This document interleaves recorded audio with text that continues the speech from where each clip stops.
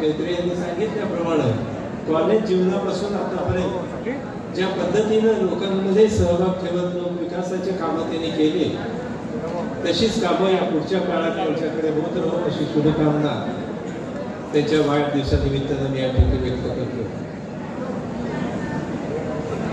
माने कुटुंबियांचा आणि काडादी परिवाराचा हा खूप जुना संबंध आहे.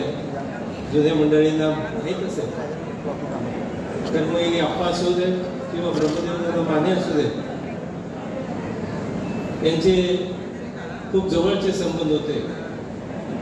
अपघाती अशा परिस्थितीमध्ये जेव्हा दादांना जेलमध्ये जावं लागलं त्यामध्ये आप्पासाहेबांनी आमच्या घरातून त्यांना डबा माझ्या वडिलांच्या मार्फत त्या ठिकाणी पाठवत होते. ते बऱ्याचशा मंडळींना माहिती आहे. एवढे जवळचे संबंध त्या ठिकाणी आहेत. दादांनी ज्या पद्धतीनं समाजसेवेचं लोकसेवेचं कार्य ज्या पद्धतीनं केलं तसंच वसा दिलीपरावांनी पुढच्या काळामध्ये चालू ठेवलंय. अतिशय चांगल्या पद्धतीनं आता सांगितलं गेल्याप्रमाणे फक्त एका क्षेत्रामध्ये नाही, सहकार असू दे, शिक्षण असू दे,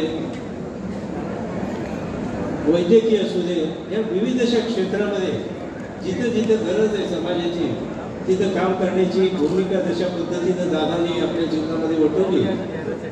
तशाच पद्धतीनं दिलीपरावांनी त्यांच्या पुढच्या काळामध्ये करताना आपल्याला त्या ठिकाणी पाहायला मिळाले.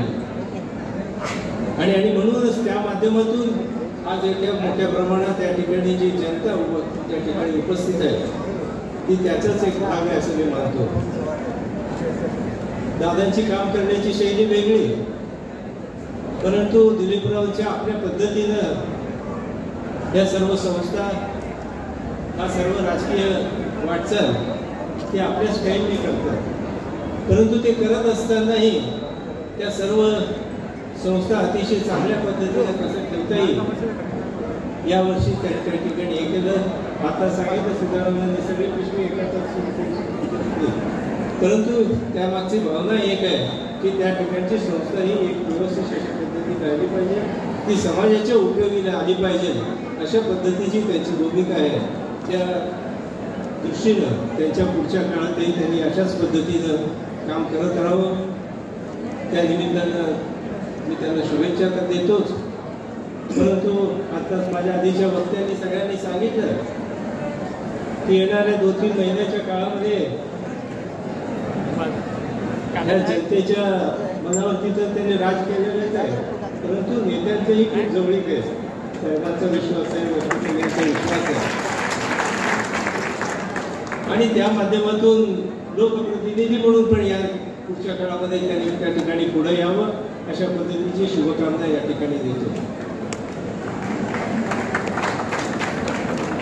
दिलीपरावांना या निमित्ताने विनंती करतो की तुम्हाला आता 3दा तुम्ही निवडणूक लढवली माझ्या खात्या आमदारकीची आणि एकदा तुम्हाला जेवण लागलं,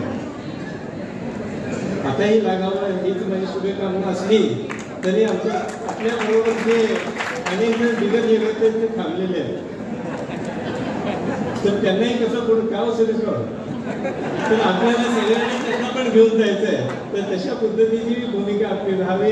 वरती नेत्यांना सांगताना करताना सगळ्यांना घेऊन आपण ते पुढे जावं. या सर्व कार्यामध्ये आमचं तुम्हाला सहकार्य राहील अशाच पद्धतीची एक या निमित्तानं जास्त बोलत नाही, साहेबांच्या बद्दलही काही जास्त बोलत नाही. पुन्हा एकदा या निमित्ताने